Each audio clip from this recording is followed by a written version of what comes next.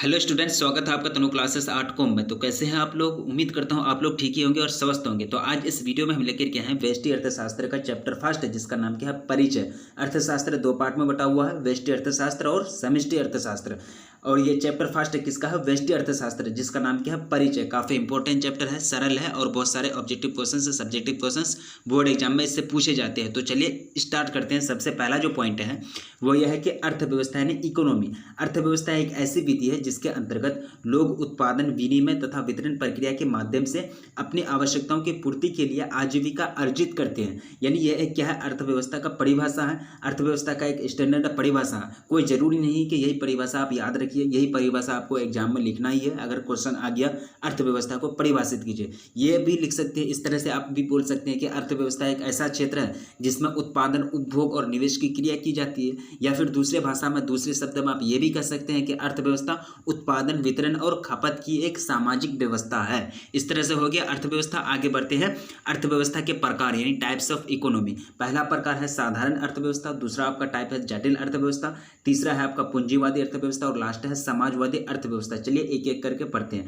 सबसे पहला है साधारण अर्थव्यवस्था यानी सिंपल इकोनॉमी। सिंपल इकोनॉमी ग्रामीण अर्थव्यवस्था को साधारण अर्थव्यवस्था कहते हैं। यानी ग्रामीण अर्थव्यवस्था जो होता है उसको क्या कहते हैं? सिंपल इकोनॉमी कहते हैं, यानी साधारण अर्थव्यवस्था कहते हैं।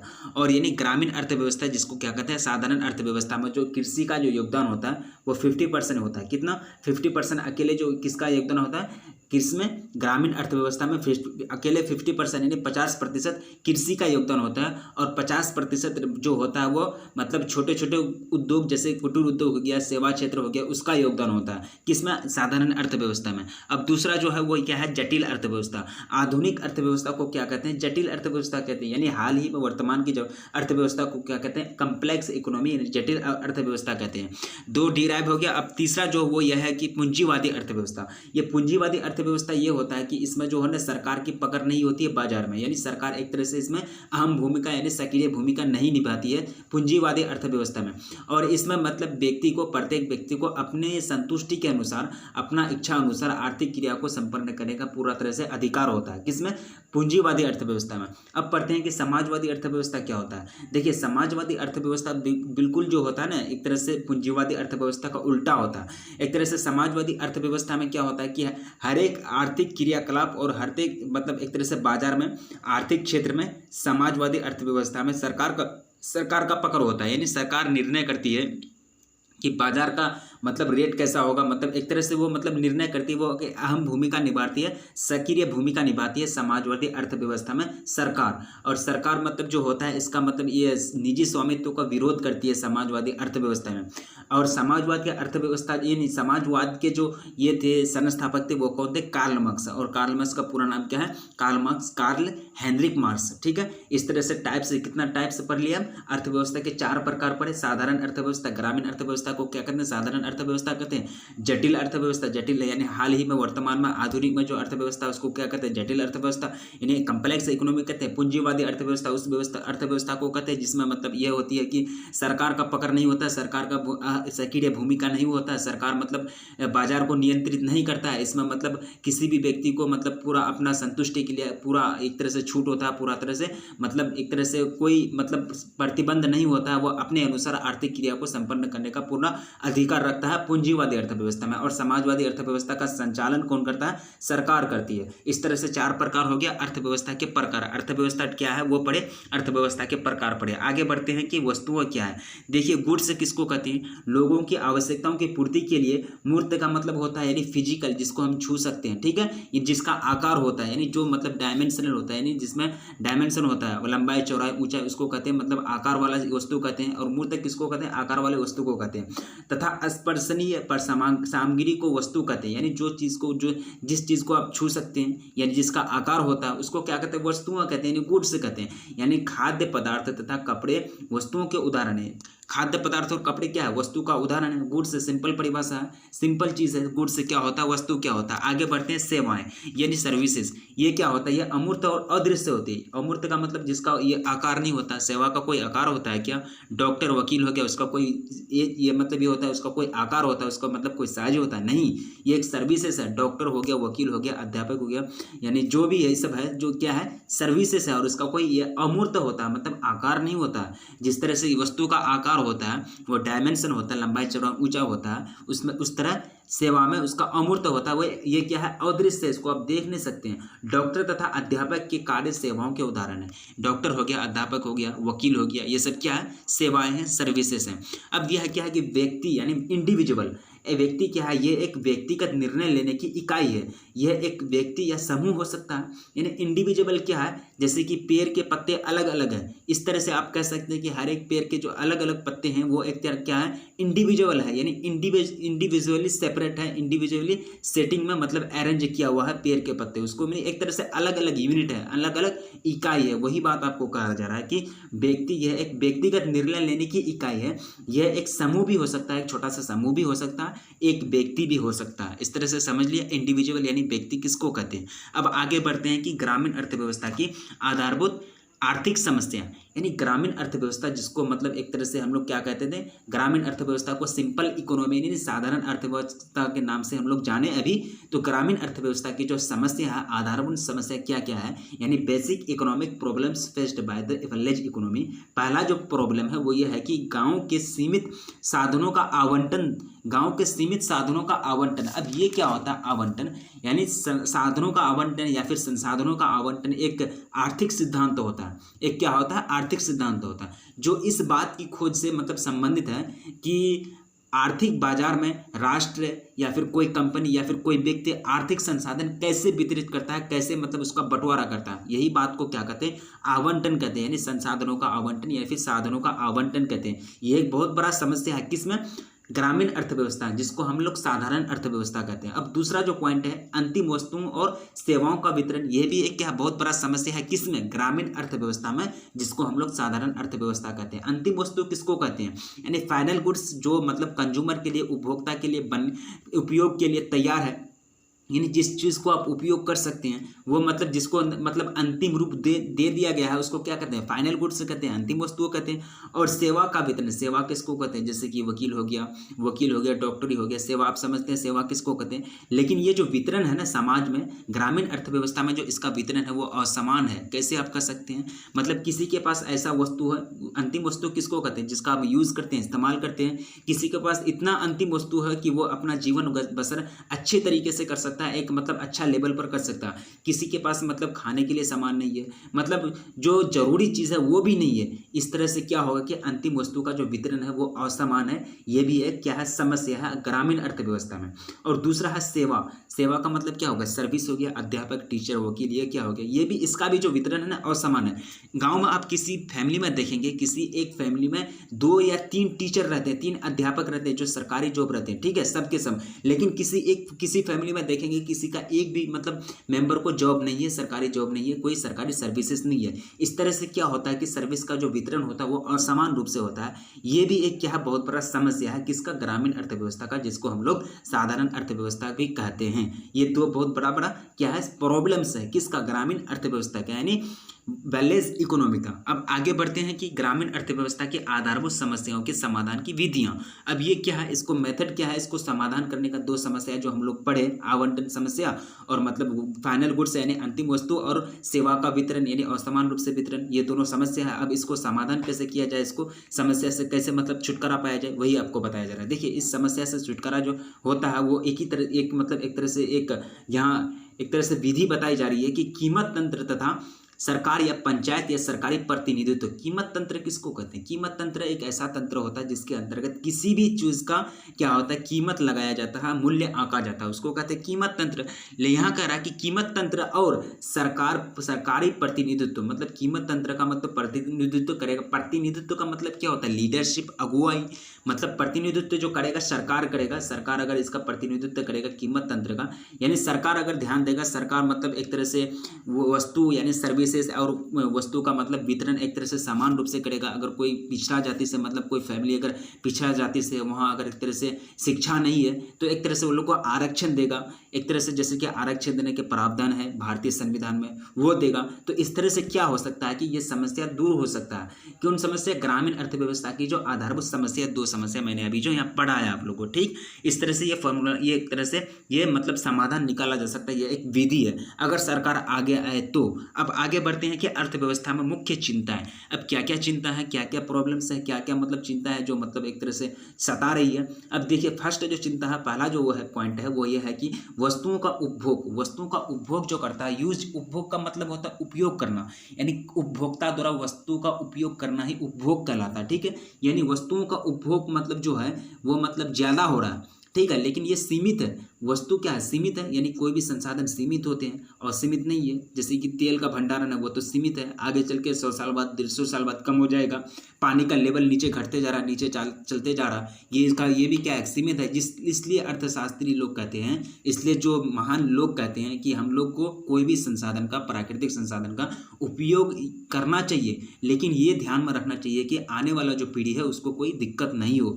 अब ये है कि वस्तुओं का उपभोग, यानी वस्तु का उपभोग में क्या होता है, एक तरह से संसाधन का उपभोग बहुत ज़्यादा हो रहा है, यानी बहुत सारे मतलब उपभोक्ता हैं और वस्तु का उपभोग बहुत ज़्यादा हो रहा है, मतलब एक तरह से ये भी एक चिंता की बात है। और दूसरा जो पॉइंट है, वस्तुओं का उत्पादन, वस्तुओं का उत्पादन में कमी है, ठीक है। वस्तु का उत्पादन कम हो रहा है लेकिन उपभोक्ता ज़्यादा है, जिसके कारण मतलब छोटे छोटे चीज़ का मतलब ये जो होते दाम बढ़ गए हैं, मूल्य बढ़ गए हैं। यह भी क्या है, अर्थशास्त्र का मुख्य समस्या है। वस्तु का विनिमय यानी लेन देन, ये भी क्या है, अर्थशास्त्र का एक मुख्य समस्या है, चिंता है। इसी तरह से 3 समस्या पढ़ लिए, मेन पॉइंट है 3 है, ठीक है। यही बहुत काफ़ी है, इसी को आप डिराइव कर दीजिएगा एग्जाम में तो बहुत एक्सप्लेन कर दीजिएगा। अगर आपको 5 नंबर में क्वेश्चन आता है तो आपको तीनों के तीनों पॉइंटों को आपको एक्सप्लेन करना पड़ेगा, ड्राइव करना पड़ेगा। अर्थशास्त्र में मुख्य चिंता है, क्या क्या है, 3 पॉइंट। वस्तुओं का उपभोग भी एक क्या है, चिंता है, उत्पादन भी क्या है, चिंता है, और विनिमय भी एक क्या है, चिंता है अर्थव्यवस्था में। ये पढ़ लिए। अब आगे बढ़ते हैं कि पदार्थ या सामग्री यानी कॉमोडिटीज क्या है। अब पदार्थ या सामग्री से आप क्या समझते हैं, अगर आपको क्वेश्चन आ गया। देखिए ये जो पदार्थ या सामग्री जो होते हैं वो किसका सम्मिलित रूप होते हैं, वस्तु और सेवा का सम्मिलित रूप होते हैं। यानी एक तरह से वस्तु और सेवा को एक तरह से मिला दीजिएगा, उसको मतलब ये दोनों के मतलब सम्मिलित रूप को क्या कहेंगे, पदार्थ या सामग्री कहेंगे, यानी कॉमोडिटीज कहेंगे, ठीक है। सिंगल एक चीज को वस्तु कहते हैं, क्या वस्तु, इस तरह से आप समझ सकते हैं। वस्तु अलग चीज है, पदार्थ हो या फिर सामग्री क्या है, अलग चीज है।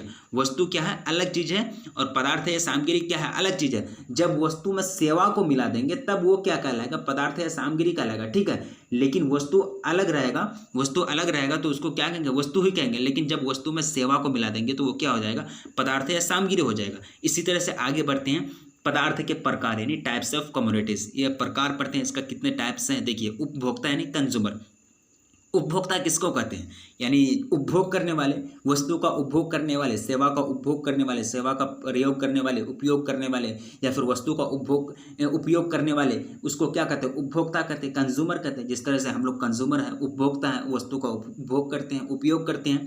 आवश्यकताओं की पूर्ति के लिए वस्तुओं का उपभोग करने वाले को उपभोक्ता कहते हैं। आवश्यकताओं की पूर्ति यानी हम लोग जो भी मतलब अपने ज़रूरत के लिए कोई भी सामान का, कोई भी चीज़ का, वस्तु का इस्तेमाल करते हैं तो उसको हम लोग क्या कहलाएंगे, उपभोक्ता कहलाएंगे, कंज्यूमर कहलाएंगे, ठीक है। सिंपल सा परिभाषा है, सिंपल चीज़ है, ज़्यादा दिमाग लगाने की ज़रूरत नहीं है। आगे बढ़ते हैं, उत्पादक यानी प्रोड्यूसर। लेकिन याद रखना बहुत ज़रूरी है, दिमाग लगाने का ज़रूरत हो या ना हो, लेकिन याद रखना बहुत ज़रूरी है, ठीक है।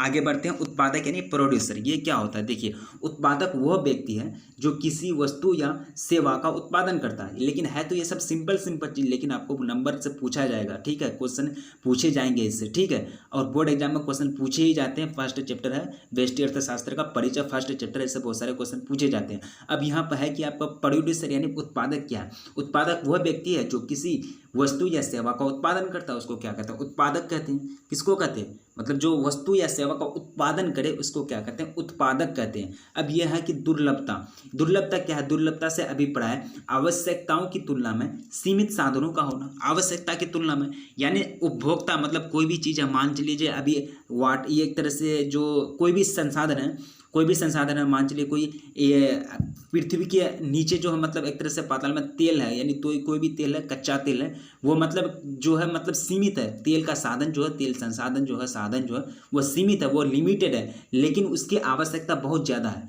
इस तरह से क्या हो गया, उसकी दुर्लभता हो गया। यहाँ क्या कहलाएंगे, यानी यहाँ तेल की मतलब जो कच्चे तेल की दुर्लभता हो गई, यही क्या है, दुर्लभता। यह सभी आर्थिक समस्या की जननी है। एक तरह से समस्या ही है ना, जननी मतलब जन्म देने वाला, ठीक है, यानी समस्या को जन्म देने वाला है। यानी दुर्लभता का जो मतलब होता है आवश्यकताओं की तुलना में सीमित साधनों का कमी होना।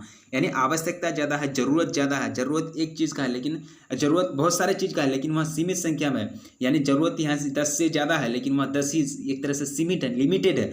जैसे कि मैंने अभी एग्जाम्पल लिया कि कच्चे तेल सीमित है, लेकिन उसकी आने वाली पीढ़ी को भी ज़रूरत है और हम लोग को भी ज़रूरत है।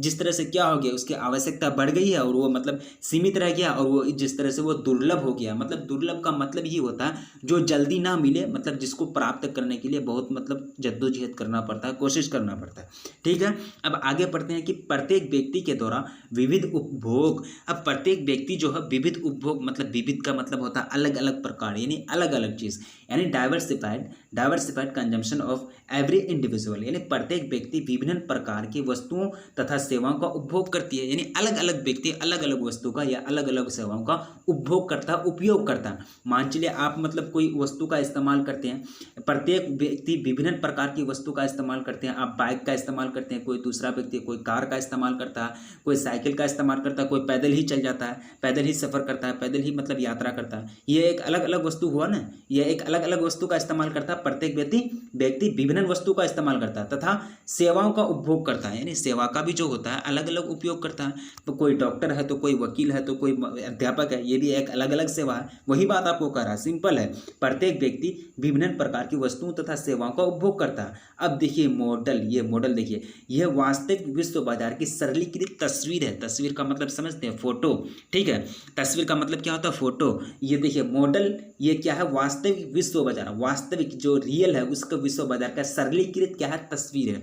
सिंपल सी भाषा में समझिए, मॉडल का मतलब वह व्यक्ति जो वस्त्र या आभूषणों को धारण कर उनका प्रदर्शन व्यवसाय की दृष्टि से करता है। ये समझिए कि कोई भी वस्तु या फिर कोई भी व्यक्ति अगर कोई चीज़ को, कोई कपड़ा को, कोई मतलब गहने जेवर को, कोई आभूषण को पहनकर मतलब उसका प्रचार करता है व्यवसाय की दृष्टि से, मतलब उसका प्रचार करता है, वो मतलब तरह से इससे बिके, इससे मतलब लोग आकर्षित हो, उसी को क्या कहेंगे, मॉडल कहेंगे। सिंपल भाषा समझाइए। अब कहीं आप अगर मॉल में जाते हैं, कोई कपड़े की दुकान में जाते हैं, तो वहाँ एक तरह से पुतले लगे हुए थे, पुतला में जो लगे हुए थे, पुतले में मतलब एक तरह से कपड़े पहना दिए जाते हैं, और वो मतलब एक तरह से जो होते हैं आभूषण पहना दिए जाते हैं, और मतलब वस्त्र पहना दिए जाते हैं। वो क्या है, वो पुतले के द्वारा मतलब क्या कर रहा है, प्रचार किया जा रहा है, ठीक है। और वो प्रचार किया जा रहा है क्या करने के लिए, मतलब एक तरह से व्यवसाय को बढ़ाने के लिए, बिजनेस को बढ़ाने के लिए। वो जो पुतला है वही क्या है, मॉडल है। यानी मॉडल किसको कहते हैं, एक तरह से कोई भी व्यक्ति अगर कोई भी मतलब एक तरह से पुतला लगा हुआ है, उसमें सामान पहना दिया, आभूषण पहना दिया, कपड़ा पहना दिया,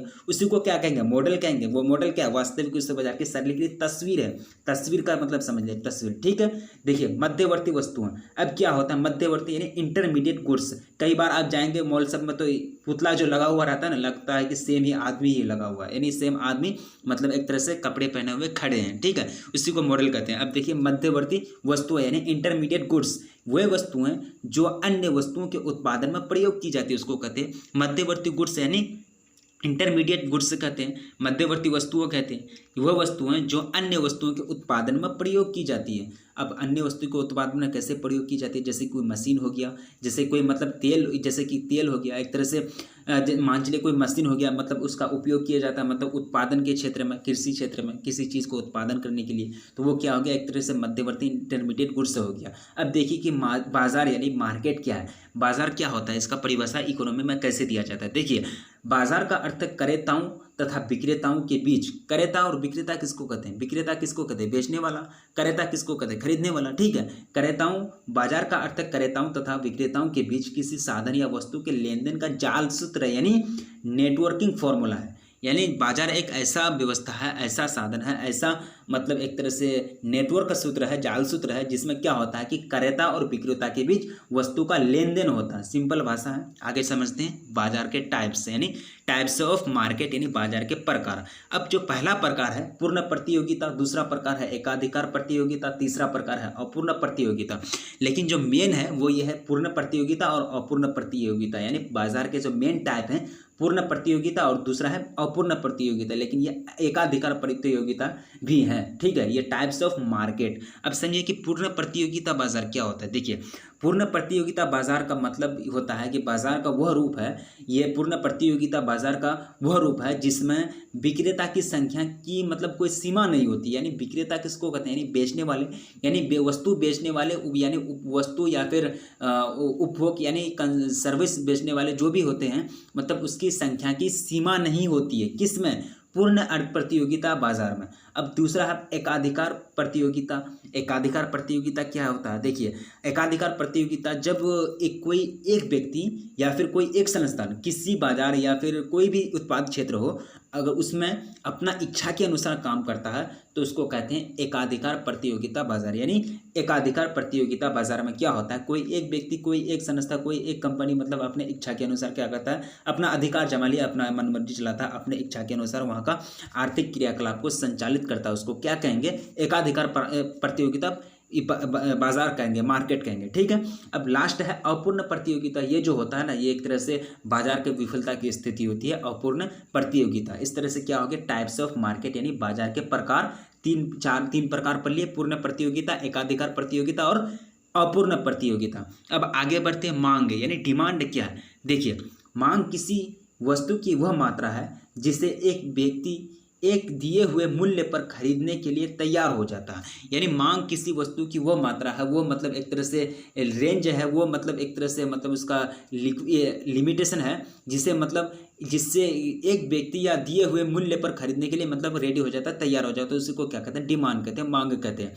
मांग के प्रकार टाइप्स ऑफ डिमांड, व्यक्तिगत मांग तथा बाजार मांग। व्यक्तिगत मांग को क्या कहते हैं, उपभोक्ता मांग भी कहते हैं, कंज्यूमर्स डिमांड्स भी कहते हैं। अब देखिए, व्यक्तिगत मांग, उपभोक्ता मांग तालिका, ऐसी मांग तालिका को कहते हैं जिसमें, अब यह तालिका जो होता है इसमें उपभोक्ता व्यक्तिगत मांग और उपभोक्ता मांग जो होता है एक तरह से तालिका में डिनोट किया जाता है, दर्शाया जाता है, जिसमें किसी वस्तु की उन विभिन्न मात्राओं को दर्शाती है जो व्यक्तिगत उपभोक्ता द्वारा उसके विभिन्न मूल्यों पर क्रय की जाती है। यानी व्यक्तिगत मांग में क्या होता है, कोई एक व्यक्ति मतलब कोई वस्तु, कोई सेवा का, कोई सर्विस का मतलब डिमांड करता है, उसको क्या कहते हैं, उपभोक्ता मांग या फिर व्यक्तिगत मांग कहेंगे। ठीक है। अब आगे बढ़ते हैं बाजार मांग। दूसरा टाइप है आपका बाजार मांग, यानी मार्केट डिमांड। एक बाजार के विभिन्न उपभोक्ताओं की मांग के जोड़ को बाजार मांग कहते हैं। एक बाजार, क्योंकि दूसरे बाजार की बात नहीं की जा रही है, एक ही बाजार की बात की जा रही है कि मार्केट डिमांड जो है, बाजार मांग जो है, वह एक बाजार के विभिन्न उपभोक्ता यानी अलग अलग उपभोक्ता यानी अलग अलग चीज़ का उपयोग करने वाले के जो मांग है, उसी के जोड़ को, उसी के एडिशन को क्या कहेंगे, बाजार मांग कहेंगे। ठीक है, ये दूसरा टाइप हो गया। अब आगे बढ़ते हैं कि व्यक्तिगत या उपभोक्ता मांग तालिका, यानी इंडिविजुअल और कंज्यूमर्स डिमांड्स शेड्यूल क्या है। देखिए, व्यक्तिगत मांग तालिका ऐसी मांग तालिका को कहते हैं जिसमें किसी वस्तु की उन विभिन्न मात्राओं को दर्शाया जाता है जो एक व्यक्ति उपभोक्ता द्वारा उसके विभिन्न मूल्यों पर क्रय की जाती है, उसको क्या कहेंगे, व्यक्तिगत या उपभोक्ता मांग तालिका कहेंगे। ठीक है। अब आगे बढ़ते हैं बाजार मांग तालिका, यानी मार्केट डिमांड शेड्यूल क्या है। बाजार मांग तालिका एक ऐसी मांग तालिका को कहते हैं जिसमें किसी वस्तु की उन विभिन्न मात्राओं को दर्शाया जाता है जो सभी उपभोक्ता द्वारा कुल मिलाकर उसके विभिन्न मूल्यों पर क्रय की जाती है। यानी सभी उपभोक्ता द्वारा कुल मिलाकर उसके विभिन्न अलग अलग मूल्य पर उसको खरीदी जाती है, उसी को क्या कहेंगे, उसी मतलब एक तरह से तालिका को क्या कहते हैं, मार्केट डिमांड शेड्यूल यानी बाजार मांग तालिका कहते हैं। अब यह है कि व्यक्तिगत पूर्ति तालिका यानी इंडिविजुअल सप्लाई कर्व, ये क्या है। अब आगे बढ़ते हैं। देखिए, यह है जो व्यक्तिगत पूर्ति तालिका, उस तालिका को कहते हैं जिसमें वस्तु की उन विभिन्न इकाइयों को दर्शाया जाता है जो एक बाजार में एक निश्चित समय में विभिन्न मूल्यों पर बेची जाती है। निश्चित समय, फिक्स समय यानी टाइम पीरियड आपका फिक्स है, विभिन्न मूल्य यानी प्राइस फिक्स है, उसी को मतलब एक तरह से एक लिस्ट में, एक तालिका में दर्शाया जाता है, उसको क्या कहेंगे, व्यक्तिगत पूर्ति तालिका यानी इंडिविजुअल सप्लाई कर्व कहते हैं। ठीक है, ये सिंपल सा चीज़ है। आगे बढ़ते हैं बाजार पूर्ति तालिका यानी मार्केट सप्लाई शेड्यूल, ये क्या है, यानी बाजार पूर्ति तालिका एक वस्तु की उन विभिन्न मात्राओं को दर्शाती है जो एक निश्चित समय पर विभिन्न मूल्यों पर बाजार में बेचे जाने के लिए उपलब्ध है। उसको क्या कहेंगे? बाजार पूर्ति तालिका। बाजार पूर्ति तालिका एक ऐसी वस्तु कि उन विभिन्न मात्राओं को दर्शाती है, अलग अलग ये एक तरह से रेंज को दर्शाती है, जो निश्चित समय का मतलब समझते हैं, टाइम पीरियड आपको दिया जा रहा है, कोई मतलब एक तरह से 20 दिन के अंतर्गत या फिर कोई डेट आपको फिक्स कर दिया जा रहा है, निश्चित समय दिया जा रहा है, विभिन्न मूल्यों पर बाजार में बेचे जाने के लिए उपलब्ध है, उसको क्या कहेंगे? बाजार पूर्ति तालिका यानी मार्केट सप्लाई शेड्यूल कहेंगे। अब देखिए साम्य बाजार यानी इक्विलिब्रियम मार्केट। इक्विलिब्रियम आप मैथ में पढ़े होंगे, गणित में पढ़े होंगे। इक्वल, EQUAL, इक्वल का मतलब क्या होता है? बराबर। इक्वल का मतलब क्या होता है? बराबर, उसी से बना है इक्विलिब्रियम। अब ये क्या है? यहाँ क्या है? इक्विलिब्रियम मार्केट यानी साम्य बाजार। क्या है? अब ये देखिए, साम्य बाजार जो है, इक्विलिब्रियम मार्केट, साम्य बाजार, बाजार की उस स्थिति को कहते हैं जिसमें बाजार मांग बाजार पूर्ति के बराबर होता है। यानी बाजार जो पूर्ति है, जिस तरह से डिमांड किया, बाजार मांग क्या होता है, यानी मार्केट डिमांड क्या होता है, ये पहले आप लोग पढ़ लिए, ऊपर पढ़ाया गया, ठीक है। बाजार मांग जो होता है वो बाजार पूर्ति के बराबर होता है, ठीक है। यानी जितना मांग किया गया, जितना पूर्ति होनी, जितना मतलब जितने का मांग किया गया उतना का मतलब पूर्ति हो गया, कोई बचा नहीं। कोई भी वस्तु का मांग किया गया, बाजार की तरफ से कोई भी वस्तु का मांग किया गया और वो वस्तु जैसे आया बाजार में, वो एक तरह से पूरा एकदम खत्म हो गया, एक तरह से पूरा पूर्ति हो गया। मतलब कोई भी आदमी छूटा भी नहीं, कोई उपभोक्ता मतलब बचा भी नहीं लेने के लिए, और मतलब एक तरह से उपभोग की वस्तु भी नहीं बचा, एक तरह से पूर्ति का पूरा एक तरह से बराबर हो गया। उसी को क्या कहेंगे? साम्य बाजार कहेंगे, यानी इक्विलिब्रियम मार्केट कहते हैं। यानी बाजार मांग और बाजार पूर्ति बराबर होने की स्थिति जब आ जाती है बाजार में, उसको क्या कहेंगे? साम्य बाजार यानी इक्विलिब्रियम मार्केट कहते हैं। अब आगे है कि अवसर लागत। अवसर लागत ये क्या है कि अपॉर्चुनिटी कॉस्ट। अवसर लागत वह लागत है जो उत्पादन के एक विशेष साधन को उसके वर्तमान प्रयोग में बने रहने के लिए प्रेरित करता है, उसको क्या कहते हैं? अवसर लागत यानी अपॉर्चुनिटी कॉस्ट, यानी एक तरह से मौका दिया जा रहा है आपको, एक तरह से ऑफर दिया जा रहा है। अवसर लागत जो होता है यानी अपॉर्चुनिटी जो कॉस्ट होता है, एक तरह से ऑफर का रूप में होता है, ठीक है। अब आगे बढ़ते हैं, तबादन संभावना। अब ये जो है तबादन संभावना यानी प्रोडक्शन पॉसिबिलिटी, ये क्या है? किसी वस्तु की अवसर लागत उस विकल्प को त्यागने की लागत है जिसे वस्तु के उत्पादन में लगे साधनों द्वारा उत्पादित किया जाता है, उसको क्या कहेंगे? प्रोडक्शन पॉसिबिलिटी कहेंगे। इसके अंतर्गत हम लोग पढ़े उत्पादन संभावना, अवसर लागत, साम्य बाजार क्या होता है, बाजार पूर्ति तालिका क्या होता है, व्यक्तिगत पूर्ति तालिका, बाजार मांग तालिका या फिर व्यक्तिगत या उपभोक्ता मांग तालिका, ये सब क्या होता है? सिंपल सा चीज़ है, आप लोग को नोट करते हुए जाना, ठीक है। इसी टाइप के आपको बोर्ड एग्जाम में पूछे जाएंगे, वहाँ कह देगा कि बाजार मांग से आप क्या समझते हैं, बाजार मांग को डिफाइन कीजिए। तो आप क्या कीजिएगा? इसी तरह से आपको डिफाइन करना है। मार्केट डिमांड क्या है, सब आपको बताना है। यानी मांग के प्रकार, यानी मार्केट मांग के दो प्रकार पड़े, व्यक्तिगत मांग या फिर उपभोक्ता मांग। आगे मांग डिमांड्स क्या है, मांग भी ये क्या होता है, डिमांड्स क्या होता है, मांग क्या होता है? मांग किसी वस्तु की वह मात्रा जिसे व्यक्ति एक दिए हुए मूल्य पर खरीदने के लिए तैयार होता है, उसको क्या कहते हैं? डिमांड कहते हैं। टाइप्स ऑफ बाजार पर यानी टाइप्स ऑफ मार्केट यानी बाजार के प्रकार पर पूर्ण और एकाधिकार, ठीक। ये मध्यवर्ती वस्तु क्या होता है, मार्केट क्या होता है, मॉडल क्या होता है। मॉडल मैंने बताया आप लोगों की, कोई भी दुकान में, कोई भी मॉल में चले जाइए, वहाँ अगर कोई एक तरह से पुतला लगा हुआ, उसमें अगर कपड़े पहना दिए, आभूषण पहना दिए, इस गर्ज से, इस मतलब मकसद से कि इसका मतलब एक तरह से व्यवसाय को यानी कस्टमर को एक तरह से आकर्षित करे और मेरा व्यवसाय बढ़े, तो उसको क्या कहेंगे? मॉडल कहेंगे। प्रत्येक व्यक्ति द्वारा विविध उपभोग की वस्तुएं, यानी अलग अलग व्यक्ति अलग अलग उपभोग की वस्तुओं का इस्तेमाल करते हैं, यानी अलग अलग सेवाएं का इस्तेमाल करते हैं। उत्पादक क्या होता है, उपभोक्ता क्या होता है, पदार्थ के प्रकार के अंतर्गत ये सब हम लोग पढ़े। अर्थशास्त्र में क्या क्या चिंता है, वस्तु का उपभोग, वस्तुओं का उत्पादन और वस्तुओं का विनिमय, ये सब चीज़ पढ़े। और ग्रामीण अर्थव्यवस्था की जो दो मुख्य समस्या है वो है कि आवंटन समस्या और क्या है, अंतिम वस्तुओं और सेवाओं का वितरण यानी असमान रूप से वितरण, ये भी एक क्या है? ग्रामीण समस्या है। और इसका समाधान क्या है? कीमत तंत्र पर सरकार का प्रतिनिधित्व, यानी सरकार अगर कीमत तंत्र का प्रतिनिधित्व करती है, अगर सरकार इसमें हस्तक्षेप करती है ग्रामीण अर्थव्यवस्था में, तो उसका ये दोनों प्रॉब्लम सोल्व हो जाएगा। आगे जो पढ़े हम लोग, व्यक्ति क्या होता है, सेवा क्या होता है, सबके बारे में पढ़े, गुड्स क्या होता है, सबके बारे में पढ़े। अर्थव्यवस्था के प्रकार बहुत इंपॉर्टेंट पॉइंट है, इसमें से आपको बोर्ड एग्जाम में 5 नंबर के पूछे जाते हैं, ठीक है। अर्थव्यवस्था के प्रकार लिखिए, अर्थव्यवस्था से आप क्या समझते हैं, ये सब चीज़ पढ़े। फर्स्ट चैप्टर व्यष्टि अर्थशास्त्र का, ठीक है, जिसका नाम क्या है? परिचय। इस बहुत इंपॉर्टेंट चैप्टर है, इसलिए आप लोग नोट बनाते हुए जाइए। और ये छोटा चैप्टर था, ठीक है। आगे हम लोग इस चैप्टर का क्वेश्चन आंसर करेंगे, बहुत छोटा चैप्टर था। और ये व्यष्टि अर्थशास्त्र का मतलब जो है फर्स्ट चैप्टर था, जिसका नाम क्या है? परिचय। और ये बस सबसे इम्पोर्टेंट अगर चैप्टर है वो यही है, क्वेश्चन पूछे जाते हैं, छोटा हो या बड़ा, इससे बहुत उससे बार क्वेश्चन पूछे गए हैं, ऑब्जेक्टिव क्वेश्चन पूछे गए हैं और सब्जेक्टिव भी क्वेश्चन पूछे गए हैं। ठीक है, मिलेंगे फिर नेक्स्ट वीडियो में, तब तक के लिए जय हिंद।